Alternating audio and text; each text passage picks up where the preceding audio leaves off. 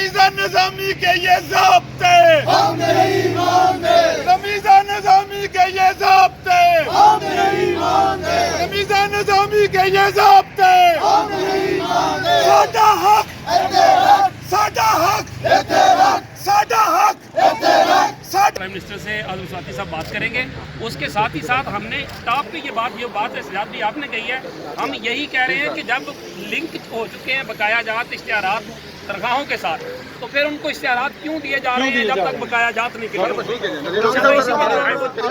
صاحب آپ بھی کافی عرصے سے وزارتوں میں رہے ہیں اور آپ بھی ماشاءاللہ آپ کے پاس اہم وزارتیں موجود ہیں.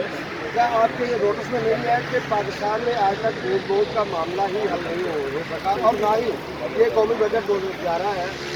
سر میری چھوٹی سی میں سٹمایات کا سابق کر ہوں، چھوٹی سی بات ہے. یہ ادارہ ابھی بھی 1.5 کروڑ مہینہ اسلام آباد کما رہا ہے. 32 لاکھ خرچہ ہے سر. وہ 1.5 کروڑ پورا جو میڈم ہے وہ منگوا لیتی ہیں لاہور میں، اور مطلب 30 لاکھ روپے آپ تنخواہیں دیں، 20 آپ کما لیں اپنا. اس کے علاوہ 2,000 کروڑ کے پاس پڑے ہوئے سر.